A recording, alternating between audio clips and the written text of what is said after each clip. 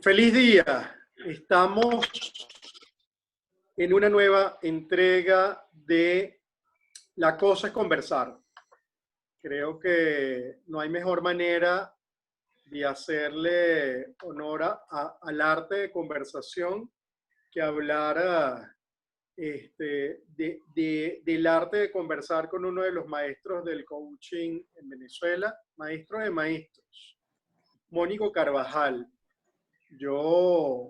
Bueno, presento un poco de que, antes de empezar a hablar con Mónico, presento un poco cuál es el esquema de La cosa es conversar. Este es el octavo volumen, la octava entrega, y tenemos la intención de generar, en medio de esta saturación de webinarios, talleres, conferencias que van apareciendo en la internet, pues voy propiciando a través de estos espacios de conversación un momento relajado, un momento de, bueno, vamos a tocar intencionalmente esa fibra humana de cada una de las personas que siguen proponiendo soluciones, que siguen desarrollando iniciativas de valor.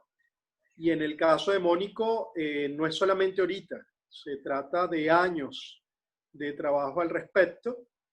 Y estas conversaciones lo que buscan es, además de descubrir el personaje, pues agregar valor de cara a las inquietudes que pueda tener también cada uno de los participantes, las personas que se conectan en la transmisión en Zoom o en YouTube.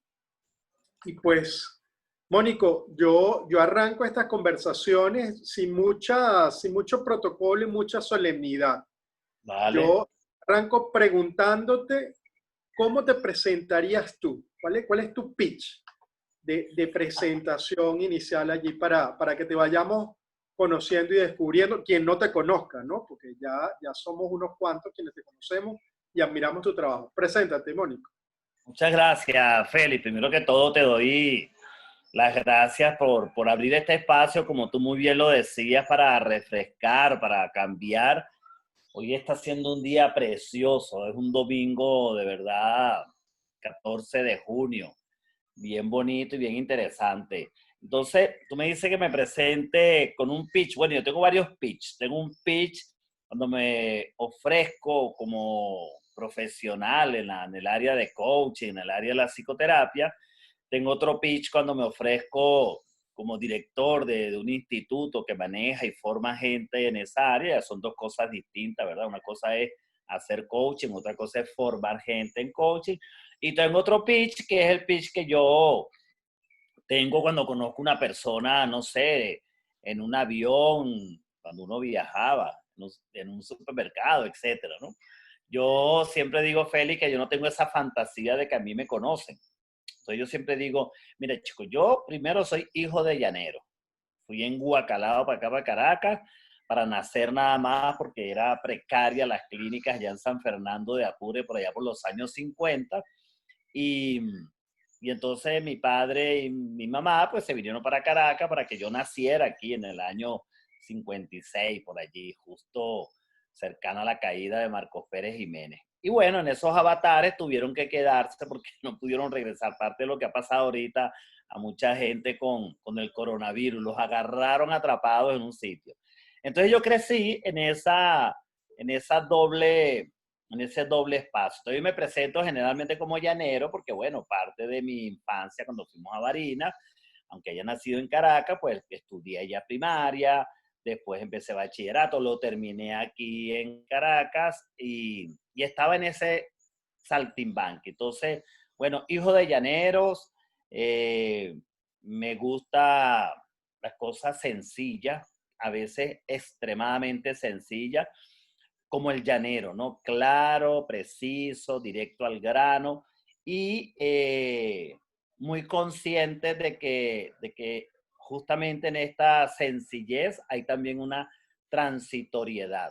Y en esa transitoriedad y sencillez me muevo en el deseo justamente de ayudar a otros seres humanos. Yo creo, Félix, que desde los 12 años yo estaba muy claro cuál iba a ser el futuro de mi vida. Yo decía, yo nací para darle soporte a otros seres humanos. Y después entonces decía, para darle apoyo, después para darles terapia, después para darle asesoría, después para ser consultor, después para hacerles coaching y últimamente digo, bueno, yo me autotitulo ahora como un mentor de mentores, de coaches, de gente que quiere montar escuelas de formación en el área de desarrollo humano. Digamos que entonces es como ese primer pequeño panorama, casado, mi esposo también psicóloga, tenemos juntos las empresas que manejamos, una red de organizaciones que nos dedicamos al final a lo mismo, talento humano, desarrollo humano, que se llama Red Talento. Joana Rodríguez, tenemos 4 niñas y tenemos 4 perras. Una ya en la Florida, tenemos una casa linda en la Florida, y tenemos una y otra en la casa nuestra, que es en este momento el cuartel general, porque la otra está ya con el vigilante cerrada por ahora, como dice. Bueno, esa es una primera aproximación, Félix. Muy bien, y ahí hay varios puntos en común a cada uno de esos pitches seguramente que tú irás amoldando según tu público. Hay un elemento además que nos une, además de ese tema del desarrollo humano y del acompañamiento y del coaching, que tiene que ver con el hecho de que ambos somos catienses y nos gusta la salsa. Pero bueno, antes de la salsa, comenta un poco ese hecho del ser catiense. ¿Qué significó eso para ti en tu crecimiento? Y de hecho, con esas decisiones de vida que tú tomaste a los, ¿qué? 12 años, estabas mencionando ahorita. Sí, ¿Qué sí, sí, tuvo que ver ese tema del entorno y del contexto en tu desarrollo? Fíjate qué interesante, Félix, porque a la caída de Pérez Jiménez habían todo un conjunto de militares que le habían cedido extensiones de terreno y venían además de atrás, ¿no? De hacendado. Entonces, hay un sector en Catia, algunos de ustedes conocerán de la Plaza Catia en adelante, de la Plaza Catia en adelante había una laguna y esa laguna pues se llamaba la Laguna de Catia. Esa laguna era un afluente de varias quebradas, Caroata, etcétera. Ustedes saben que por donde va la montaña del Ávila, termina justo donde va la autopista, donde iba la carretera vieja de La Guaire, donde va la autopista ahora más modernamente, de hace unos 50 años, y ahí comienza otra cordillera. Esa unión, eso se llama el Abra de Catia, y era el camino justamente a los españoles, y era, por si nosotros nos invadían, era la única lugar más expedito por donde entraba. Entonces el Abra de Catia, por una tribu indígena, con K, Catia, que habitaban en esos solares, y adentrándose hacia la vía de Gramovén, y justo ahora hay un distribuidor ahí donde estaba el antiguo peaje bajando, hay una entrada para Catia, Plaza Sucre de Catia, y unas 2 cuadras más adelante, ahí comenzaba la laguna. La laguna fluía desde arriba, lo que llaman ahora Isaías Medina Angarita, el Hospital de los Magallanes, por ahí venían bajando algunos de los ríos más importantes y terminaban en la laguna. El centro de la laguna es ahora el que llaman un centro comercial, que se llama el centro comercial, bueno, antes le La decían laguna. claro, antes le decían madeirense porque estaba la central madeirense, pero realmente el centro comercial La Laguna, que está una cuadra antes, está la subida, la entrada para el Hospital General de los Magallanes y enseguida está el centro comercial. Ese era el centro de La Laguna. Bueno, yo me crié a la entrada del Hospital de los Magallanes, hay otra callecita a la derecha, que es una calle ciega. Bueno, sucede que mi viejo y mi mamá llegaron allí, tú sabes cómo era antes, era invasión total. Mira que ese terreno, este tipo se fueron y salió corriendo, era un militar, que métanse ahí. Y habían algunos vivos que cobraban 100 bolívares por decir que ese terreno lo tenían ellos cuidando y los tenían cercados. Mi mamá sabía un poquito de historia y de cuánto pagó, una tontería.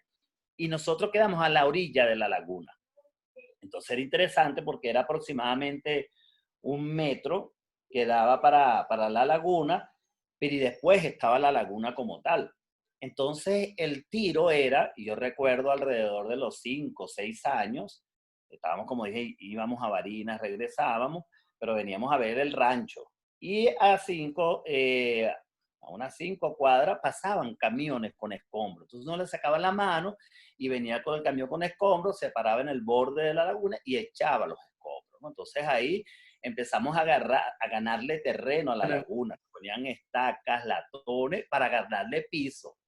Imagínate tú. La laguna era muy reconocida en su época porque era una laguna donde iban con sombrero de pajilla, así como los botecitos esos que habían antes en el Parque del Este. Pero era además, eso era de día, pero en la noche era zona de tolerancia. Todo lo que era del Silencio hacia Catia era zona de tolerancia, por eso se llamaba el Silencio, porque era muy calladito. Acuérdense que Caracas empezó, su centro principal fue arriba en La Pastora, después fue bajando, extendiéndose justamente por el camino de los españoles que venía y terminaba ahí en las casitas de La Pastora. Después bajó un poco hacia el centro por la casa natal del Libertador, la catedral, el mercado, etcétera.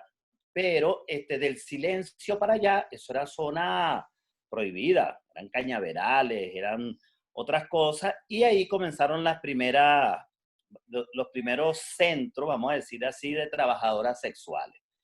Entonces la laguna de noche se convertía. Todo lo que eran taguaras, donde iba la gente a comer y a llevar su sancocho y sus cosas, en la noche eso se convertía, era en centro de trabajadoras sexuales. Entonces la gente iba hasta allá, hasta la laguna, y todavía se conservan muchos de esos bares, el Rincón de los Viejos, en la calle, el de la calle Esmeralda. Sí, eso era, mira, en una cuadra tú podías contar hasta 6, 7 bares y todos tenían trabajadoras que de alguna manera pues fue la raíz inicial de la laguna. Entonces, a los años, ya nosotros, mi papá, que era albañil, constructor, comenzó a hacer de ranchito de tablas a ranchito de latón, después a ranchito de latón, ya él sí lo fue sustituyendo por placa 1, placa 2, y en la medida que le ganábamos terreno a la laguna, todavía en la casa, mi mamá está allá, en la casa de la laguna, todavía no se viene de ahí para nada, son muchos años allí, y tú ves la marca de los pisos, de cómo se iba ganando el terreno, ¿no? 1 metro, otro metrico más, entonces un piso rojo, otro era más grisáceo. Todo ese borde de casas que iban alrededor de la laguna fueron creciendo de esa manera, hasta que se embauló la laguna. Y sin embargo, todavía a veces pasa, cuando llueve muy fuerte, tú ves como el agua baja de allá desde Isabel Medina por el hospital, y entonces las alcantarillas no dan. Entonces eso abajo es un terreno freático que ¡buah! Sale el agua, y a veces hay que correr como corríamos antes. Mira, antes la laguna era tan fuerte que se hacían unos muros aproximadamente a 50 centímetros del piso para montar la nevera, para montar la cocina y para montar algunos enseres. Y había en el borde de la pared, mi papá había hecho una especie de, ¿cómo es que lo llamaban en el llano? De parapeto, ¿no? Una cosa ahí de palos y cosas para montar cajas y montar cuando llovía muy fuerte. Y a veces el agua te llegaba a la cintura, del agua que bajaba enorme, porque la laguna se desbordaba, se venía otra vez para las orillas. Y bueno, eso era una lucha constante. Vuelvo y repito, todavía sucede. A veces cuando llueve muy fuerte, todos los hermanos pilan. Mi mamá vive con uno de mis hermanos, pero todos pilan porque hay que correr para allá para la laguna, porque seguro que eso se desborda y tal. Bueno, esta breve historia que finalizo de los orígenes de la laguna, hay una placita que se llama El Cristo. Y en esa placita del Cristo, bueno, había, alrededor de la placita del Cristo estaba, antes le llamaban muy feo, le decían los burdeles. Habían 2 burdeles, había la panadería, había la platanera, y había una casita que trajo un señor que se llamaba, era justamente el señor Blom, el abuelo de los Blom. Y le agarró esa casita y de alguna manera empezó a poner allí biblioteca. Me acuerdo que se leían unos cuentos bellísimos, te mandaban a hacer un dibujo del cuento, se enseñaba a tocar 4, se aprendía a hacer máscaras, se pintaba, habían varias manualidades. Y con el tiempo, me acuerdo justo cuando el hombre llegó a la luna, no me acuerdo ahora en qué año fue eso. 69, creo que fue 69. 69, ¿no? Más o menos. Bueno, en el 69 lograron una casa grande allá en Propatria, al lado de la iglesia de Propatria, frente a la plaza Lisandro Alvarado, creo que se llama esa plaza, y hicieron un monstruo de edificio. Entonces, oye, imagínate nosotros acostumbrados a ir todos los sábados y algunos otros días al centro comunal de Catia, que era como se llamaba, ahí en el frente de la Plaza del Cristo, a mudarnos más allá del cuartel, a ese, oye, eso para nosotros éramos reyes, pasábamos todo el día ahí. A mí, unos amigos hacían pesa, los otros pintaban, las muchachas bailaban y fue bien bonito. Yo mis primeros campamentos, bueno, todas mis primeras cosas en relación a campamento, pintura, todas esas cosas, se hicieron en lo que ahora se llama el SECA, el Centro Comunal de Catia. Entonces, digamos que dos grandes recuerdos. Ese, en relación a mi infancia del Centro Comunal de Catia, continuó, gracias a ti, Feli, que hemos entrado en contacto con la directiva del Centro Comunal, con varias asociaciones, seguimos apoyando por allá en lo que podemos. Y también mi otro gran recuerdo es el Hospital de los Magallanes. Sucede que eso era unos campos donde el MOP, Ministerio de Obras Públicas, depositaban materiales, tubos, y había todo un conjunto de maquinaria de esas viejas, ¿sabes? Palas mecánicas, excavadoras. Imagínense, eso amarillo, oxidado, viejo. Bueno, ese era el parque de diversiones de nosotros.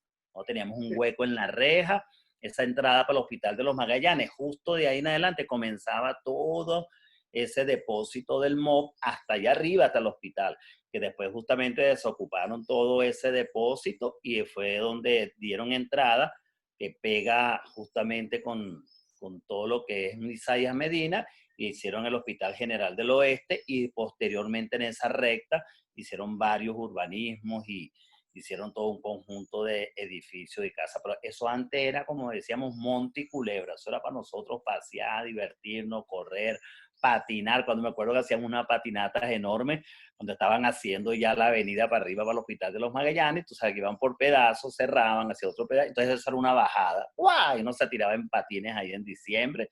Y fue una época muy disfrutada, muy vivida. Entonces, bueno, esta es como una primera parte, Feli, de lo que ha sido el hecho de ser catiense, que hay más, y el hecho de haberme yo formado en el Hospital General de los Magallanes, Hospital José Gregorio Hernández, porque yo decidí estudiar medicina y sucede que hice el básico en Cebucán, unas primeras materias básicas también allí en la Escuela Luis Racetti, dentro de la ciudad universitaria, pero cuando me tocan las clínicas, entonces uno podía escoger. Yo escogí el Hospital de los Magallanes y ahí terminé yo mi formación. Entonces imagínate, era rey de reyes, estaba en mi zona. El tema del servicio hacia el otro, de quién sientes tú que te llegó esa inspiración, de quién fue ese maestro, esa maestra con quien te iniciaste en ese camino? Es bonito porque yo siento que a veces uno está arrojado en una deriva histórica que no se da cuenta sino es después. Es como los accidentes, uno no sabe que es un accidente hasta después que pasa. Tú dices, cónchale, esto fue un accidente, pero antes tú no lo tenías previsto. Entonces, en esta, mi vida accidentada, porque no he previsto nada, oye, yo empecé a conseguirme con un conjunto de personas que estaban lanzados hacia el otro. La primera fue mi mamá. Entonces, mi mamá eh, montó el primer kindergarten, le decía, ahí en la Laguna de Catia, para sobrevivir, para ayudarse, para ayudar a mi papá, etcétera. Entonces ponía una silla aquí, una silla, otra silla aquí, y ponía una tabla encima. Y eso era una mesa, una tabla larga donde cabían 5 o 6 muchachitos por este lado, 5 o 6 muchachitos por el otro lado. Cada niñito llevaba su silla y ahí se alfabetizaba, se enseñaban los números.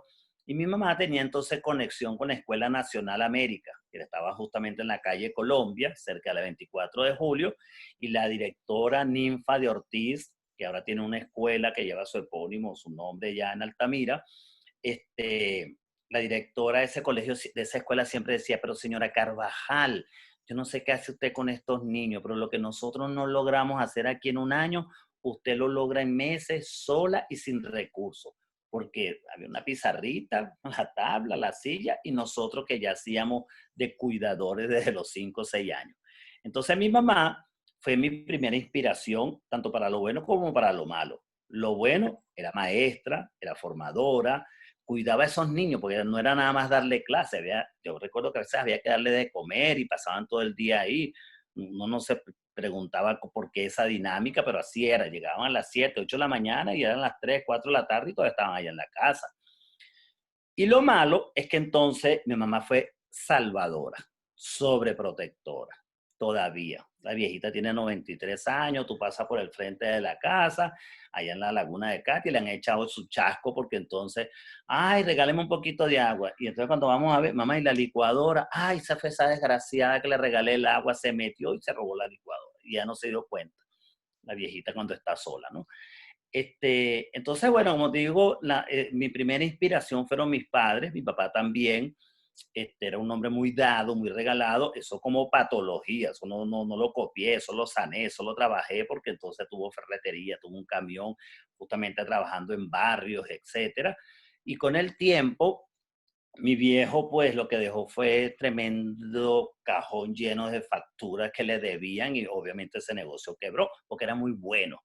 Imagínate, yo estudio medicina también para proteger a la humanidad, para salvar. Me acuerdo que en el mercado de Katia vendían 3 tipos de cuentos, de suplementos. Los de Carlos Gardel, los del doctor Kildare, que era una serie de televisión de un médico en bata blanca bien bonito, y los de los suplementos típicos, Tarzán, Mickey Mouse, todo. Adivina qué me compraba mi mamá, los del doctor Kildare. Entonces, a veces uno dice, no, yo decidí estudiar medicina, no, yo no decidí nada. Yo venía entubado por mi mamá, por los cuentos, por las lecturas, y bueno, y por ese deseo como tú decías, de servicio, de ayudar, de apoyar al otro. Con el tiempo, naturalmente, uno se va dando cuenta la cantidad de energía, de frustraciones que uno tiene por solo trato de ayudarte, ¿no? Yo me acuerdo que cuando estaba en el Hospital de los Magallanes, yo era bachiller todavía, no era ni interno, ni residente, ni nada de eso. Y al que más buscaban en la emergencia, en las consultas pediátricas, en prenatal, en las consultas X, era Mónico. Y entonces yo tenía que estar moviendo hilo. No, mira, ayúdame aquí, una radiografía. Uy, vale, aquí para que la metas en la consulta, que la señora no tiene cita. Mira, ya, que, uy, hay que hospitalizarlo. Entonces, en el barrio, yo pasaba y tenía que casi que ir pasando consultas. Tómale la atención, ve para que vea a mi mamá. Entonces, el doctor Mónico fue como siendo una figura que, ojo, yo no me la creí nunca ni de José Gregorio ni de nada de eso, pero sí me da cuenta que tenía una gran dificultad para decir que no, tenía una gran dificultad para poner límites y una gran dificultad para poder separar, ¿verdad? Hasta dónde llegan mis tiempos, mi energía y dónde comenzaban los tiempos y la energía del otro. O sea que esos son los coaching más bravos que yo hago, Félix. Que en eso me volví especialista. Cuando me llega alguien que es, tú sabes, muy Salvador. sobreprotector y vive en simbiosis, en dependencia emocional, aquí está papito tu rey, porque yo vengo de ahí, yo conozco que fui eso. Entonces, bueno, esa es parte de la historia también ahora, imbricándola, como te digo, con todo lo que fue mi historia de estudiante, vamos a decirlo así, de medicina, y otras historias más que me llevaron a donde estoy hoy, ¿no? Hay un tema que me genera curiosidad, Mónico, y tiene que ver con el hecho de eh, haber nacido, haber crecido en un sector popular, haber estado expuesto, digamos, a un aprendizaje de familia, un aprendizaje de solidaridad, de servicio por el otro, pero además tu adolescencia, tu juventud también fueron años muy movidos en Venezuela, pues, ¿no? Y cuando digo movidos, movidos política, ideológicamente.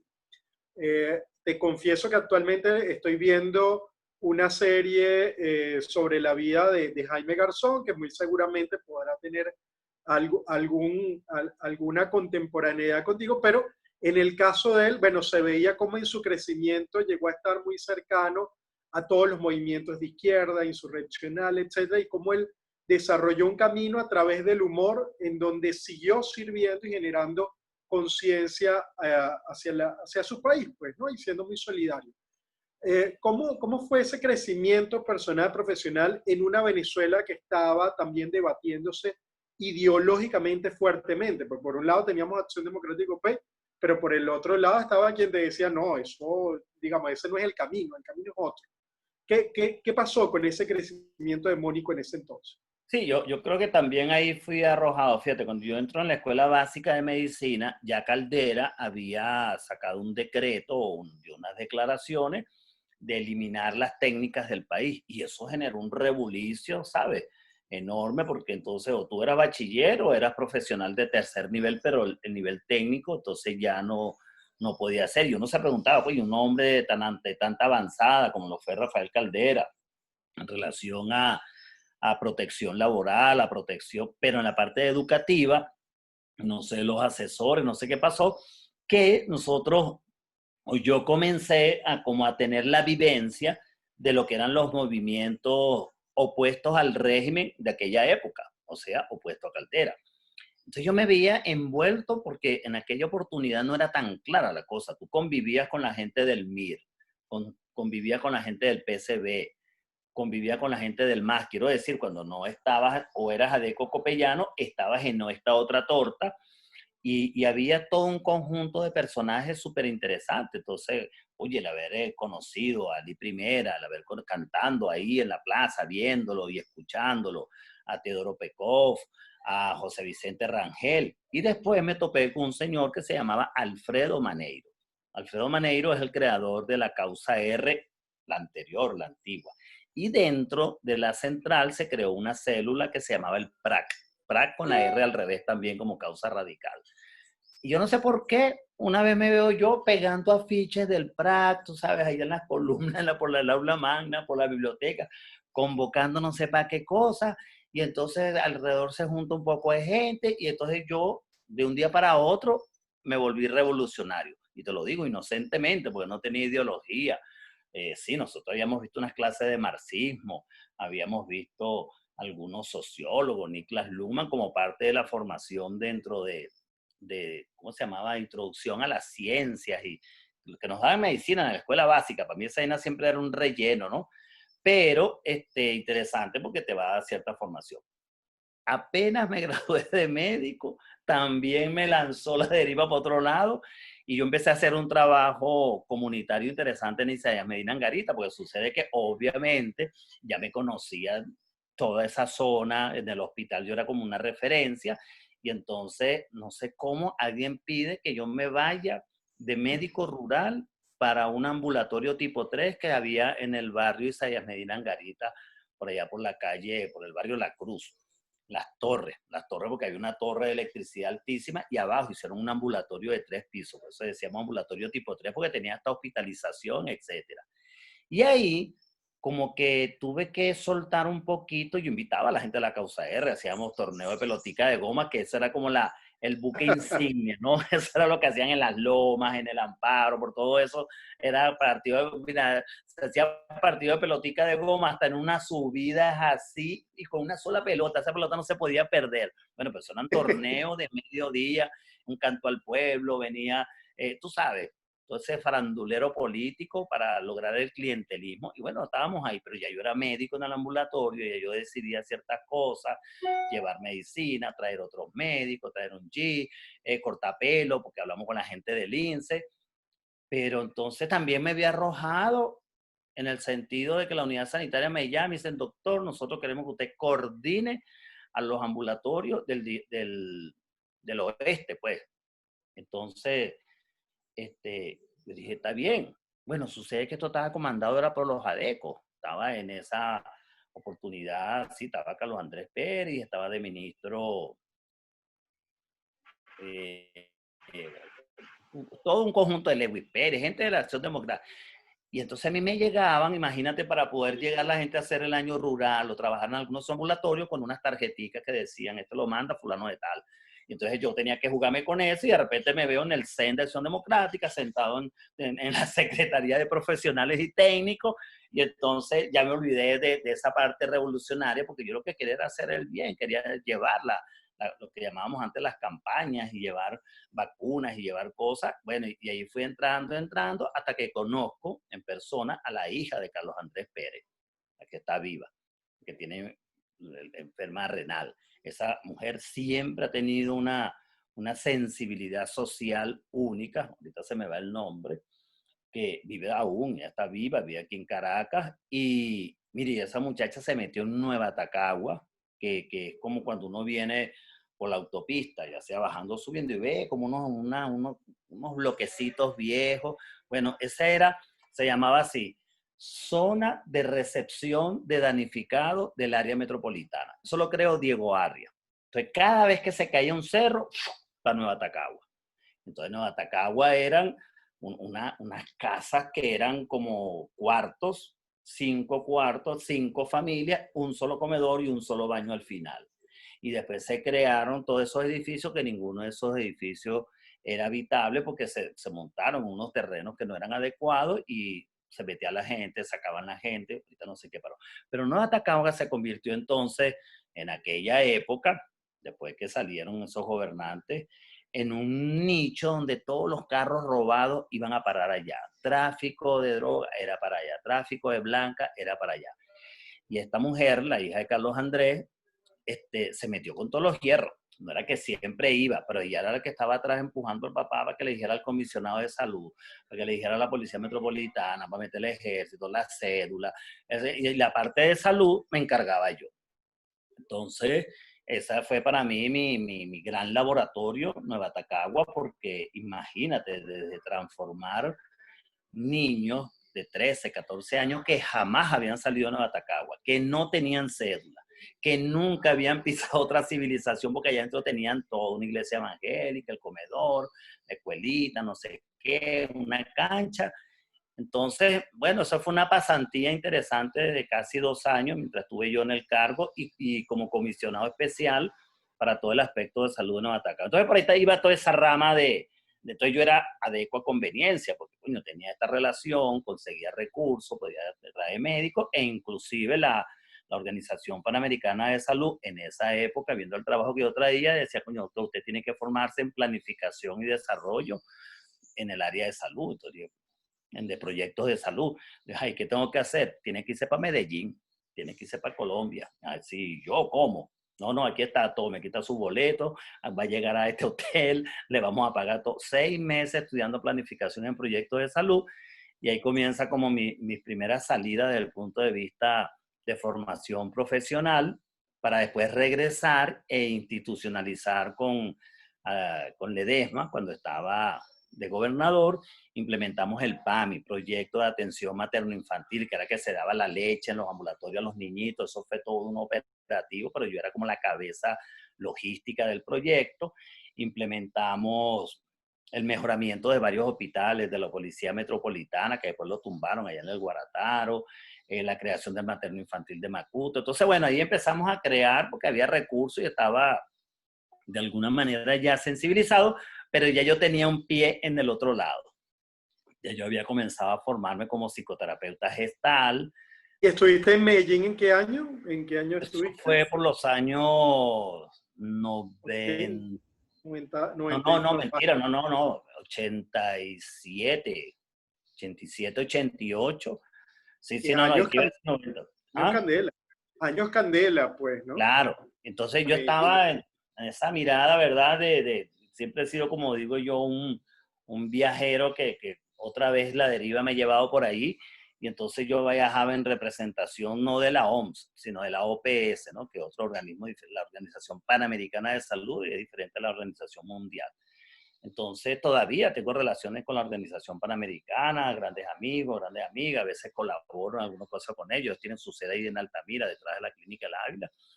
Y, y bueno, todos esos programas y proyectos de salud que eran infinitos, pues estábamos ahí al pie del cañón. Cuando yo regreso de haber terminado esa especialización, pues bueno, ya yo venía entonces con el poder de formar más gente en relación a lo que era sinergia y, ¿cómo se llama esto? Integración de los equipos de salud. Los médicos, con las enfermeras, con los vigilantes. Entonces, eso era todo un trabajo, porque de eso no se hablaba en ningún lado, ni en los hospitales, ni en los ambulatorios, todo esto a nivel público. Bueno, y ahí comienzo, pero yo decía que ya tenía un pie allá, porque cuando fui a Medellín, ya yo fui también, de día iba a mi universidad, la Universidad de Antioquia, a estudiar, y en las tardes, noches, iba a formarme con Hugo Ramírez en PNL, iba a formarme en dinámica de grupo, iba a formarme en talleres que hacían los fines de semana en Gestal y todas estas cosas raras, esotéricas en aquella época, yo estaba metido ya también. Entonces, por eso digo, ¿Qué crees tú que te llamó la atención de esas cosas raras y esotéricas cuando nadie estaba hablando de eso, digamos, en este lado del mundo? Pues? ¿Qué sí, sientes fíjate tú? que yo creo que tuve también una marca, como yo te digo, se me han aparecido los maestros. Yo nombraba a mi mamá inicialmente, pero después tuve muchos maestros a lo largo de bachillerato y a lo largo de mi formación como médico, y mis grandes maestros son de la cátedra de psiquiatría del Hospital Clínico Universitario. Entonces yo vivía metido allá adentro en la sala de psiquiatría, detrás de un Fernando Rizque, que era post-jungiano, detrás de un bailarino que era conductista, detrás de José Luis Betancourt, que era otro psicoanalista de marca mayor, y detrás de un señor que aún está vivo también, mi maestro, Luis Maggi Calcaño, que es el creador del Instituto Eric Verne aquí en Caracas y que fomentaba en aquella época todos los modelos humanistas. Mientras aquellos eran psicoanalistas y conductistas, Maggi más bien estaba lanzado al modelo humanista. O sea, teníamos que aprender gestal, teníamos que aprender análisis transaccional, teníamos que aprender dinámica de grupo, teníamos que aprender bioenergética, teníamos que aprender, etcétera, etcétera, etcétera. Y allí comienzo yo como a moverme en otras aguas, ¿no? Porque entonces, dada mi relación con los directores de hospitales, yo comencé una residencia asistida, se llamaba, porque no era que yo era del posgrado, sino que yo asistía al Peñón como un médico que estaba haciendo una residencia en psiquiatría. Y yo decía, ponía en cuestionamiento todo eso. Coño, ¿cómo es que le ponen electroshock a los pacientes? Sí, tan psicótico, pero coño, lo estás maltratando. ¿Y cómo era que entonces puro orgánico y pepa, pura bioquímica? Sí, hay algunos casos que puedes tratar bioquímicamente, pero hay otros casos que tú podías conversar y trabajarlo. Entonces Luis Maggi me dio el chance de ingresar en la clínica Casablanca, que quedaba antes por allá por los lados de los Palos Grandes, ahora está por los lados de San Bernardino, y ahí comencé yo a ser primero jefe de residente y después me quedé fijo los sábados, todos los sábados del mundo. Yo estaba allá en la clínica y pasaba consulta, cuidaba a los hospitalizados y pasaba consulta también, ¿no? Y yo decía, cúnchale, este modelo de psiquiatría orgánica, este modelo de psiquiatría biologicista, bioquímica, no es lo mío, yo por ahí no voy. Y de hecho, entonces seguí más bien por la corriente humanística y ahí entonces volteo completamente y me formo como psicoterapeuta en el área transaccional y después estábamos cerquita porque Luis Maggi tenía el Instituto Eric Verne ahí en la clínica El Ávila y a 5 cuadras en Quinta, eso se llamaba, ay, la quinta que estaba en la Castellana, que era la de Manuel Barroso, que mañana tenemos un super evento con mis maestros, pues ya estaba, cuando Manuel estaba unido con Guillermo Feo dando gestal en 6 sistemas humanos, entonces yo estaba del timbo al tambo, salía de para gestal. Y bueno, ya ahí sí terminé de pasar los 2 pies. Me olvidé de toda la parte administrativa hospitalaria, me olvidé de todo eso que hacía en sanidad, pero fue así un corte, Feli. Yo dije así como que decidí, eso fue como por el año 90 y pico, y de hecho me dediqué solo a psicoterapia de pareja, psicoterapia de familia, y tenía pues el aval de Luis Maggi, tenía el aval de José Vicente Lozada, tenía ciertos avales que podía entonces interactuar en esos mundos y que me encantó. Y con Manuel creamos en esa oportunidad Funda Autoestima y bueno, había un trabajo social también, pero ya no era social del anterior, ¿verdad? De salud y organizar grupos, sino esto era de llevar talleres de autoestima, de llevar talleres de asertividad, de comunicación por distintas comunidades. Esa fue la transición. Pero y por allí ya llega el mundo del coaching, ya llega, digamos, ya estamos en los 90, ya llegó, digamos, este ámbito en el coaching en el que te has convertido en maestro de maestros. ¿Cómo fue entonces esa entrada al mundo del coaching y que te trae más a estas acciones que te permiten?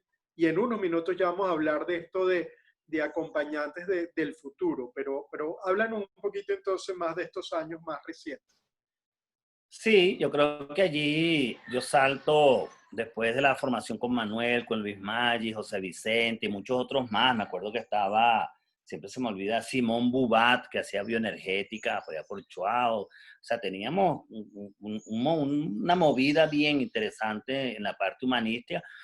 Y sucede que yo conozco a una joven que me invita para ver una audiencia de una muchacha que estaba presentando un examen en el Ateneo. Yo le digo, ajá, pero ¿y de qué va esto? Tienes que ir a verlo. Bueno, yo fui a verlo, me dio mi entrada.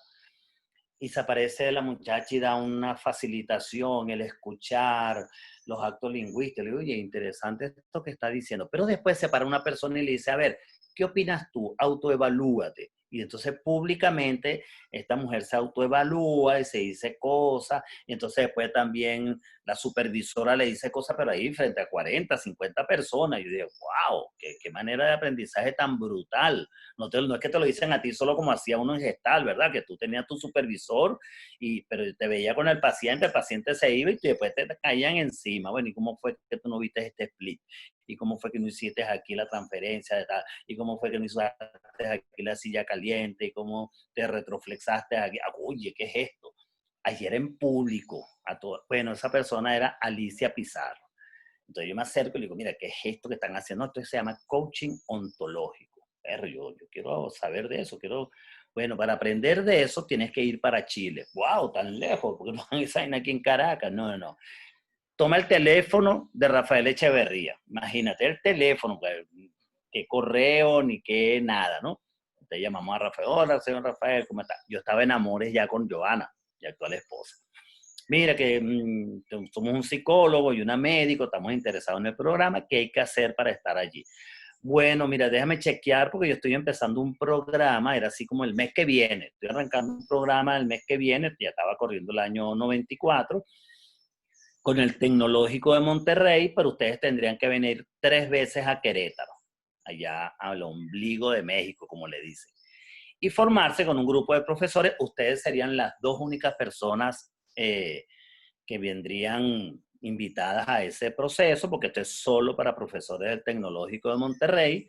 Y déjame pedir los permisos, total, el hombre me llama de vuelta y dice, mira, aprobarlo, pueden venir.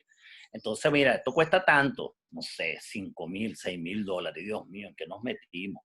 $5,000 de matrícula, más 5,000 de Joana eran 10,000, más el boleto para México, más el alojamiento, más la comida. Y yo le dije, nada, mira, tenemos 2 carros, agarra uno, yo vendo el mío, vamos a meterle a esto y vámonos. Bueno, eran las épocas que todavía el dólar no era 4.30, pero tampoco era tan caro, ¿no? Se conseguía ahí.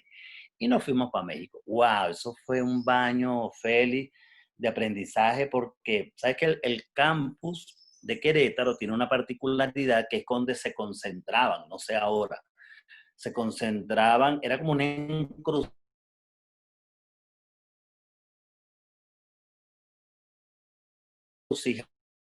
de los otros 22 campus que tiene el TEC de aquella época.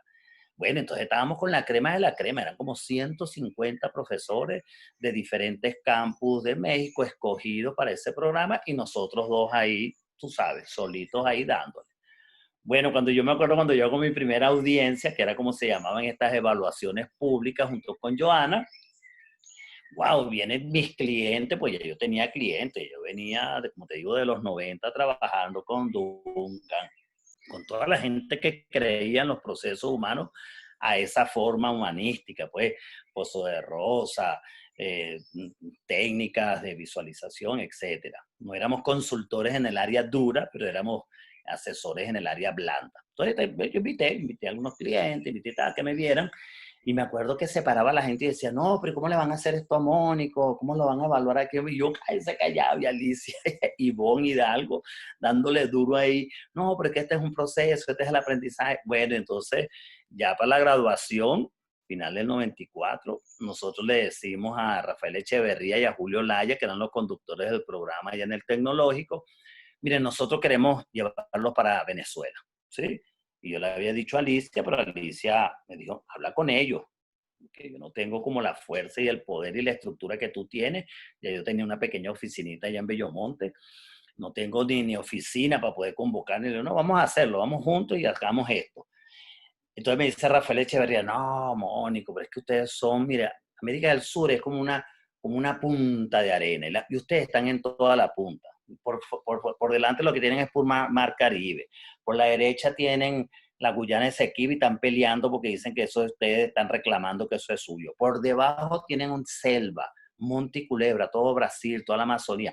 Y por la izquierda tienen a Colombia que también se la pasan peleando con ellos. Entonces, no vemos una estructura. Digo, pero vamos a hacer una cosa. ¿Cuánta gente necesita? ¿Cuánto me va a cobrar? Y dígame 3 días para que usted venga al taller. Bueno, nosotros necesitamos mínimo 30 personas. Me acuerdo que se llamaba un taller del lenguaje para la acción. Año 95 ya. Lenguaje para la acción, y vamos a cobrarte tanto. Entonces le dije, bueno, hecho, listo, vámonos. Me acuerdo que alquilamos el Maison Doré, un salón que está todavía allá en el centro comercial Tamanaco, que cuando Rafael y Julio llegaron y vieron el salón, es un salón que tiene como muchos espejos, tiene espejos por todos lados, en las columnas, en las paredes, en el techo, y dice, no, yo aquí nosotros no podemos facilitar. Nosotros no teníamos distinciones de nada de ese tipo, dábamos curso en un salón y fuera. No, entonces a empapelar en rotafolio todos esos espejos y toda esa vaina. Pero entonces eso no fue lo relevante de esto. Lo relevante es que le metimos el doble de gente, 60 personas le metimos, pagando todas. Le pagamos y superamos la expectativa. Comimos, no sé qué, estuvieron 3 días aquí en Venezuela y se fueron sorprendidos. Entonces le dije, bueno, ahora sí, nosotros queremos montar la formación de coaching ontológico y dice, Mónico, necesitamos supervisores porque está nada más Alicia, estás tú, todavía no estaba metida en la pomada Zoraida, porque vivía por allá por Barquisimeto, y estaba Joan y yo. Con 4 nada más no va a poder ser. Le dije, ¿qué necesitas? Necesitamos que formen por lo menos 10 personas más. ¿Qué hacemos? Nosotros vamos a hacer un programa ahorita en el 95 en Chile. Necesitamos que te lleve. Bueno, nos llevamos 12 personas para Chile a formarse como coaches, que fueron los 12 siguientes a nosotros, Jesús Berroterán, Miguel Ángel González, hay uno fallecido, Omar Carrizales. Bueno, total que nos fuimos allí esos 12, nosotros los llevamos, los supervisamos aquí en Caracas, y ya para el 96, me acuerdo por el año, metimos 96 venezolanos, el primer ACP, el arte del coaching profesional que hicimos aquí en Venezuela, mayoritario, y metimos además como otras 40 personas que llamábamos el resto del mundo. Gente de Argentina, Chile, Colombia, pero 96 venezolanos. Venían de la industria eléctrica, venían del sector manufacturero, venían del sector petrolero. Total que fue un boom y de ahí en adelante se destapó la cosa. Eran formaciones de coaching in company. Entonces, una formación de coaching dentro de Intevep, una formación de coaching dentro de Intesa. Esas eran las salas que tenía PDVSA antes. Y así fuimos pasando por todas hasta que unificaron en Corpoven, Maraven, etcétera. Y después, pues ya estábamos, 3, 4 años. Entonces, Rafael, nada, vénganse conmigo también para las formaciones en España, formaciones en Chile. O sea que ya de ahí sí fue, atendíamos Venezuela, pero también atendíamos afuera hasta el año 99 que tuvieron una visión. Con eso cierro esta primera parte del siglo, que tuvieron una visión muy clara, tanto Rafael como Julio. Primero ellos decidieron separarse, montar tienda aparte, Newfield Consulting y Newfield Network, que es la de Julio Laya. Pero después dijeron, mira, aquí ganó un militar. Los militares son militares. Nosotros venimos de esa experiencia con Pinochet, nosotros no avisoramos nada bueno para Venezuela. Y todo el mundo celebrando que Chávez había ganado con el más del 72%, que ahora sí, que no sé qué. Ellos picaron caucho. Vendieron la oficina, vendieron el apartamento. Ya Rafael se había ennoviado con Alicia Pizarro. Ahí se llevó a Alicia, se llevó el carro, vendió todo y se fueron fuera. El año 2000 nosotros arrancamos en blanco. Rafael nos pidió que fuéramos allá a Florida, a Miami, y fuimos y dijo, mira, esta casa que está aquí es la mía, esta casa que está aquí es la de Alicia, y esta casa que está aquí es la tuya y la de Joana, la de ustedes dos. ¿Qué? Ustedes se vienen para acá porque vamos a hacer negocios desde aquí de Miami, año 2000. Coño, no creo, Rafael. Yo tengo mi viejita, tengo mis amores, tengo mi Katia, tengo mi Varinas, tengo mis centros, tengo cosas. Yo no creo que me vaya a ser tan fácil irme para Estados Unidos. Y yo, bueno, entonces yo me quedo por aquí, yo no vuelvo para Venezuela. Así de tajante. Bueno, entonces nosotros decidimos, bueno, vamos, no, yo nunca he dicho, Félix, que voy a montar escuela de coaching. Yo digo, yo soy formador y formo muchas veces con la cachucha de quienes me invitan o dentro de las instituciones que me contratan.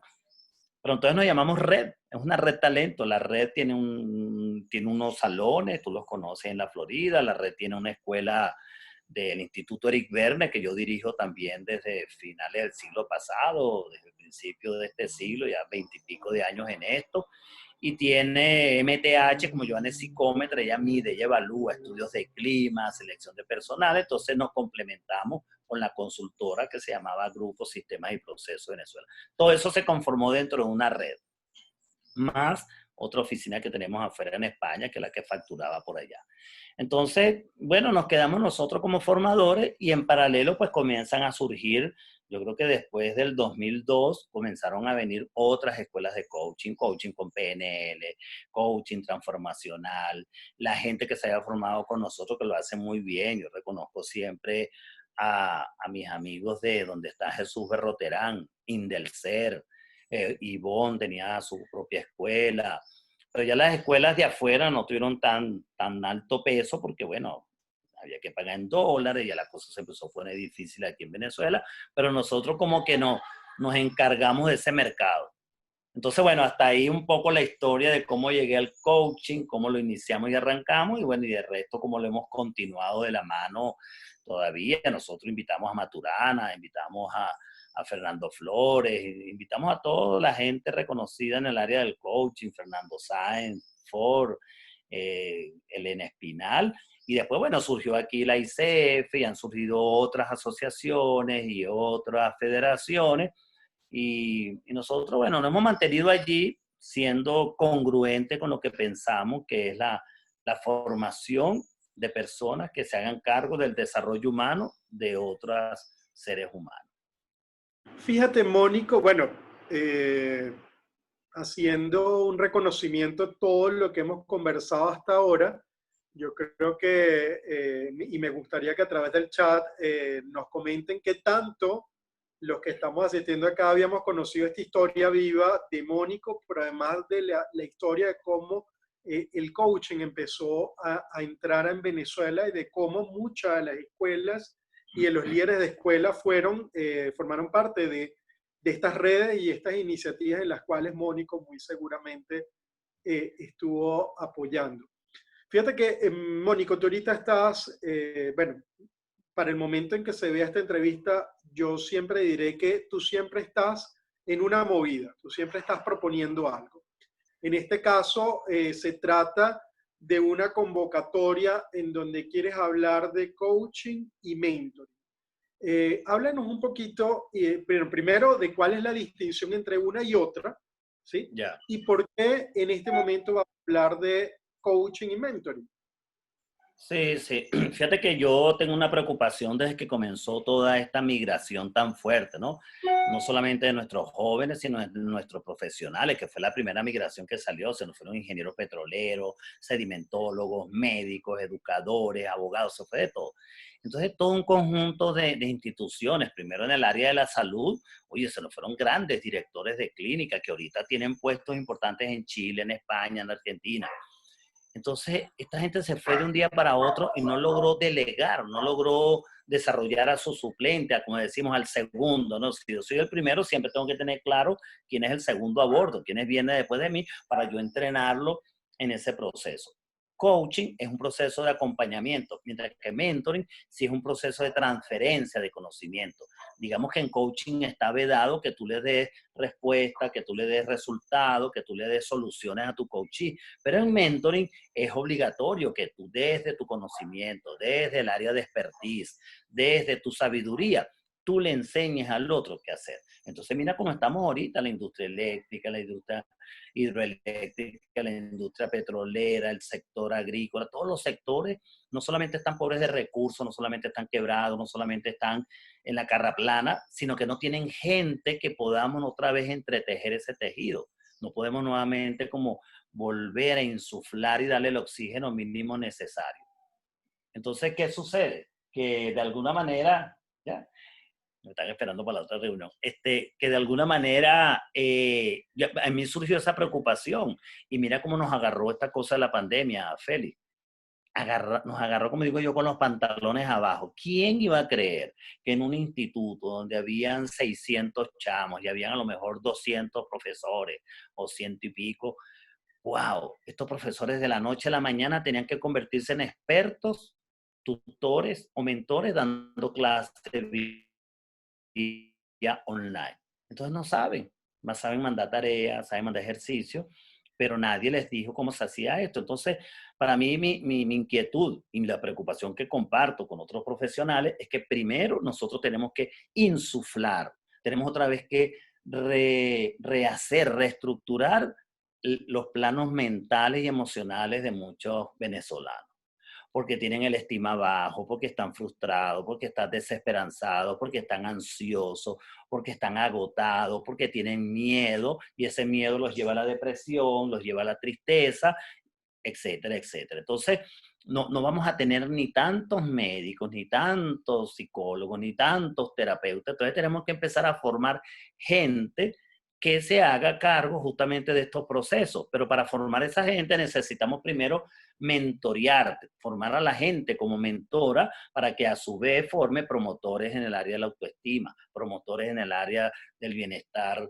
personal, promotores en el área del desarrollo humano. Entonces, esa es la cruzada que estamos viviendo. Entonces, nosotros tenemos nuestra formación tradicional, que es certificación en coaching organizacional, coaching ontológico, coaching de vida, pero entonces ahora le estamos anexando en esta nueva cohorte todo lo relativo a mentoring, porque esos van a ser los acompañantes del futuro.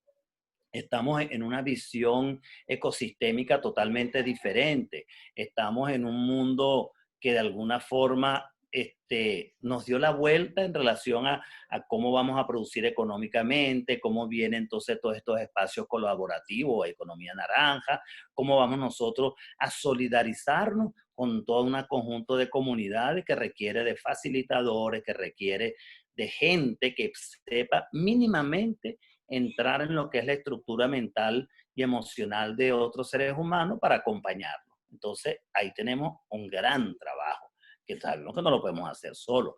Entonces, ahí es donde estamos rescatando nuevamente Funda Autoestima. Estamos hablando con Manuel Barroso, oye, con todos sus libros, Autoestima del Venezolano, Autoestima Ecológica Catástrofe, Ser Familia, pero estamos hablando también con Guillermo Feo y todo su equipo, Rebeca, Edsel, toda la gente de Senaif, para buscar entonces, oye, ¿cómo hacemos para llevar esto a otro nivel? Como dice Guillermo, buscar dentro del caos un mínimo de congruencia. Y por supuesto estamos nosotros, que desde el Instituto Eric Verne, con toda la gente que hemos formado en coaching, en el área de análisis transaccional, facilitadores de PNL, hemos hecho algunas cositas y creo que ahora es el momento de capitalizar todo junto, todo este grupo de personas para generar un tejido, para un proyecto nacional de mayor ¿cómo se dice? De mayor compromiso, Envergadura. de mayor envergadura, esa es la palabra, gracias. Esto requiere tocar 4 grandes aristas que los venezolanos tenemos mucho miedo ahora. Número 1, la arista política. Coño, no puede ser que hayamos tergiversado lo que hemos entendido por política, por lo menos desde mi época. En mi época, ser político era ser un abridor de posibilidades.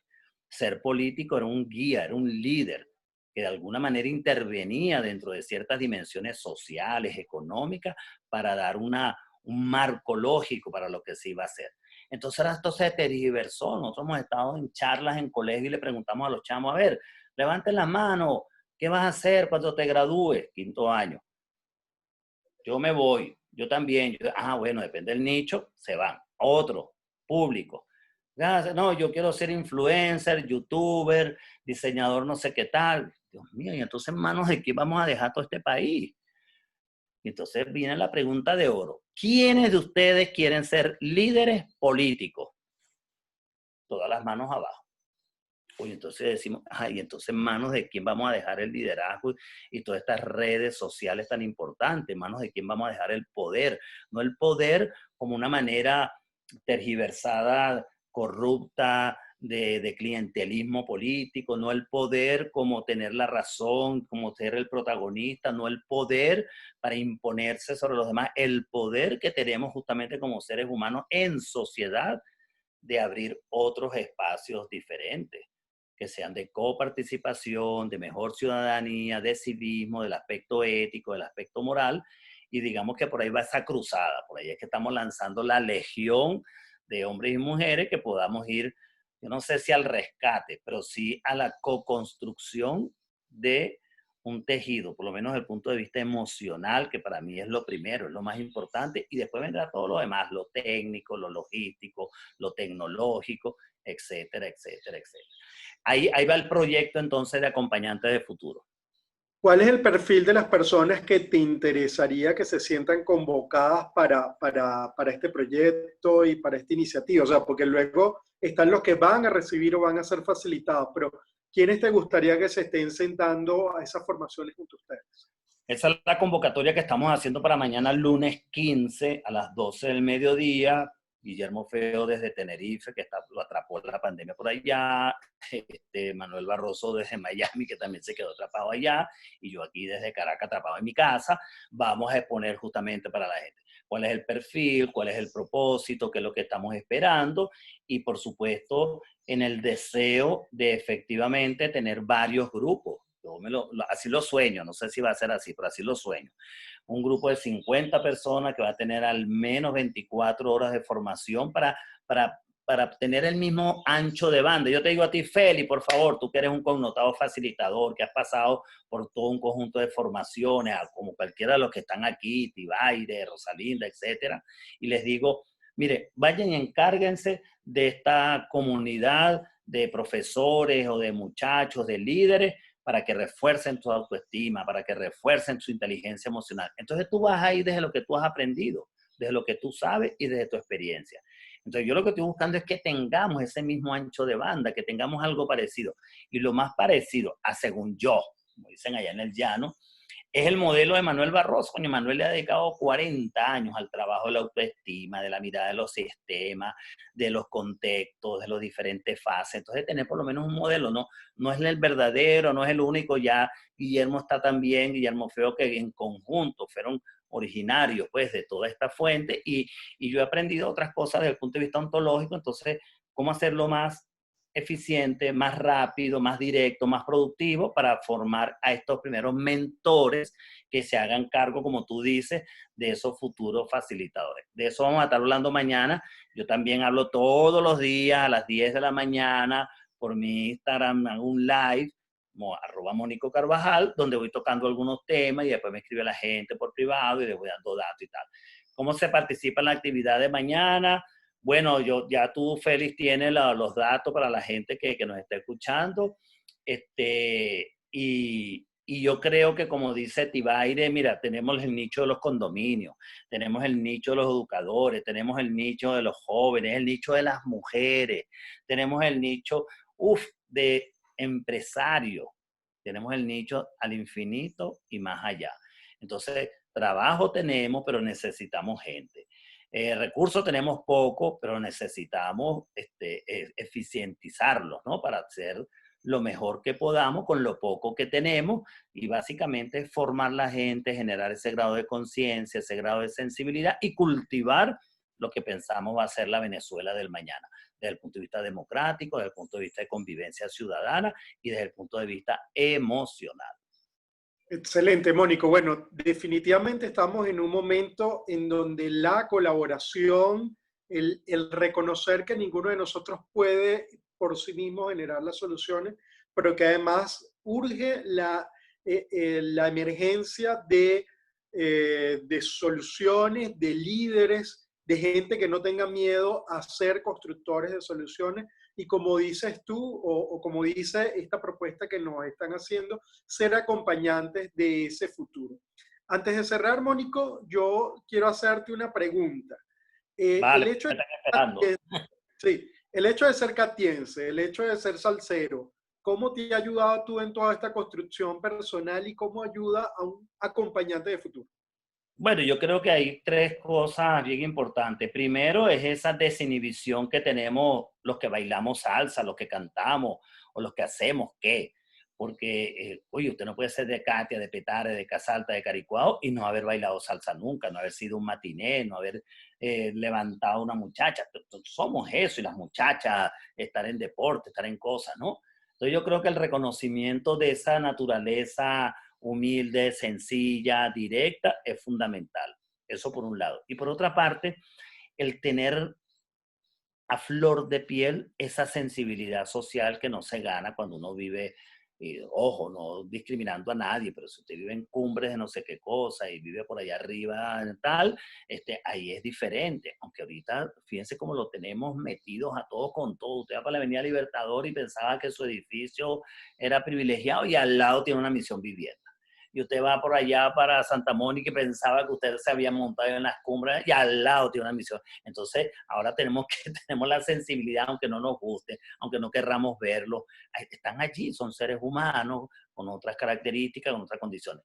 Yo creo que el hecho, como tú dices, de venir antes le llamaban zona marginal, ¿no? Porque de hecho, hasta las escuelas decían Escuela Marginal Nueva Tacagua. Yo me fui con una patecabra a tumbar ese aviso. Decía, ¿cómo es el programa que tú le das a estos niños cada vez que vienen a la escuela? Cuando vayan entrando y ven ahí Escuela Marginal Nueva Tacagua, y me cayeron encima lo que llamaban las fuerzas vivas. El tipo de deporte, el líder de Copey, la mamá, el círculo de mujeres, que como yo había tumbado una cosa tan bella, una placa de hierro, por favor. Entonces, justamente esa sensibilidad y esa mirada social tiene que tenerla alguien que haya por lo menos convivido dentro de un barrio. Yo no estoy diciendo que es sine qua non, pero como decía Frederick Perth, si usted quiere trabajar con determinadas patologías, tiene que entrar en ella. Quiere trabajar con neuróticos, tiene que darse cuenta de su propia neurosis. Y ese era peor, porque él quería ver las consecuencias del ácido lisérgico, se metía LSD, se metía cocaína. Yo no estoy diciendo que llegamos a esos extremos, pero sí acercarse a esto del manejo de lo colectivo, a esto de lo manejo de lo social, de lo comunal, que ahorita hay mil y unas opciones para uno colaborar, para uno trabajar. Cuando uno la busca, aparece. Mónico, agradecido por tu tiempo. Yo creo que lo que caracteriza este espacio, la cosa de conversar, es pregunta y respuesta y aquí hemos construido un rico rato de conversación, de descubrir un poco más del maestro Mónico. Sé que tienen Gracias. una tarea. Yo solamente comento que a través de la descripción del video que esperamos colgar en YouTube, al final, desde el punto de vista técnico, no salió la transmisión en directo, pero allí van a estar todos los datos de contacto. Veo que te están preguntando para nuevas Sí, no, invitaciones. invítame, Tibaire. Como yo digo, con este nombre, además, no me ha costado mucho posicionarme dentro de la red. Te pone Mónico y el único Mónico que aparece soy yo. Pone Carvajal, sale directo en mi teléfono, mi correo, todo. Así que Listo, yo soy un hombre público, si no listo, me consiguen por listo. donde sea.